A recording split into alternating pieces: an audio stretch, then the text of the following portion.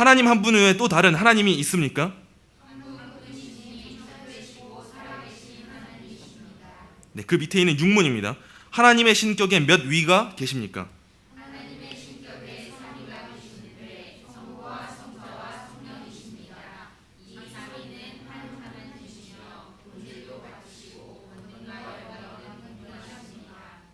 이 삼위일체 하나님에 대한 내용이에요. 성부, 성자, 성령, 이 하나님에 대해서 우리가 나누는데 이 세 분이 동일한 하나의 본질이신데 분명 구별은 돼 있다라고 나와 있습니다. 이걸 우리 머리로 이해할 수가 없습니다. 짧게 세 가지로 이 삼위일체 교리를 정리해봤습니다. 첫째, 하나님은 오직 한 분만이 계신다. 둘째, 아버지도 하나님이시고 아들도 하나님이시고 성령님도 하나님이시다. 셋째, 각 위는 각각 구별된다. 여러분 이해되십니까? 이해되시면 정상이 아니십니다. 이해할 수가 없습니다. 신비하고 놀라운 교리가 이 삼위일체입니다. 이것에 대해서 존 프레임이라는 신학자는 5가지 문장으로 또 정리를 해봤는데 제가 한번 보여드리겠습니다. 첫째, 하나님은 하나이다. 둘째, 하나님은 셋이다. 여기서부터 이해 안 되시죠? 셋째, 삼위는 각각 완전한 하나님이시다. 넷째, 각 위격은 서로 구분된다. 다섯째, 세 위격은 성부와 성자와 성령으로 서로 영원히 관계를 맺는다. 참 어렵고 이게 무슨 말인가 싶습니다. 이게 번역의 과정에서 있어서 이 한 분 한 분이라는 그 분이라는 표현이 우리한테 주는 어려움도 있기 때문입니다. 삼위일체는 하나님에 대한 최선의 설명입니다. 여러분 이 삼위일체라는 말보다 여태까지 더 좋은 말이 없어서 쓰는 표현이 이 삼위일체지, 더 좋은 말이 나오면 우리는 바로 넘어갈 수 있어요. 우리가 표현할 수 있는 한계 안에서 제일 좋은 표현이 이 삼위일체라는 것밖에 없습니다. 세 위격을 가진 하나님이 한 분이시다라는데 우리가 어떻게 표현합니까? 많은 이들이 막 열심히 설명하려다가 크게 오류를 범하는 게 뭐 용 한 마리에 머리 3개 있는 거, 아니면 몸이 3개인데 머리 하나인 거, 막 이런 그림들로 표현하는데 이거 다 잘못됐습니다. 이 27페이지 마지막에서 보여주는 게 뭐냐면 우리는 하나님을 어떠한 예시를 들어서 표현할 수가 없다라는 겁니다. 놀라운 하나님입니다. 신비롭습니다. 이걸 우리가 만약에 제가 여러분들에게 뭐 물컵 뭐 3개 막 동일하게 뭐 어떻게 해가지고 보여드리잖아요. 그게 이단입니다. 피조물로 만들어진 무언가로 예시를 들어서 설명할 수가 없습니다. 삼위일체는 성경에서 말하고 있는 것 그냥 그지 곧대로 우리가 믿음을 주셨을 때 믿을 수 있는 것밖에 없습니다. 근데 이상한 게요, 여러분들 지금 삼위일체 하나님 믿고 계시지 않습니까? 이에 대해서 갑바도기아 교부인 나지안주스의 구레고리는 다음과 같이 말했습니다. 나는 즉시 삼위의 광채에 휩싸이지 않고는 한 분을 생각할 수 없고 곧바로 한 분으로 이끌림받지 않고는 삼위를 분별할 수도 없다.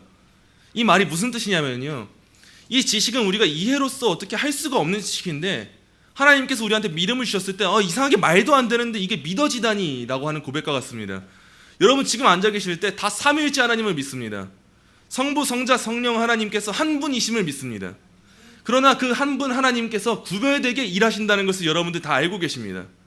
성부 하나님께서 하시는 일이 있고 성자 하나님께서 하시는 일이 있고 성령 하나님이 하시는 일이 있습니다. 그 분이 한 분이십니다. 믿으십니까? 여러분들이 지금 삼위 하나님의 광채에 휩싸인 겁니다. 하나님께서 여러분들에게 믿음을 주실 때 하나님은 삼위일체 하나님을 믿게끔 하셨다라는 겁니다. 우린 존재론적으로 딱 하나 기억하시면 됩니다. 세 위격을 가지신 성부, 성자, 성령 하나님께서 한 분이시다. 이에 대해서 헤르만 바빙크라는 신학자가 삼위일체의 중요성을 이렇게 설명합니다. 첫째, 삼위일체는 신학 전체에 영향을 끼친다.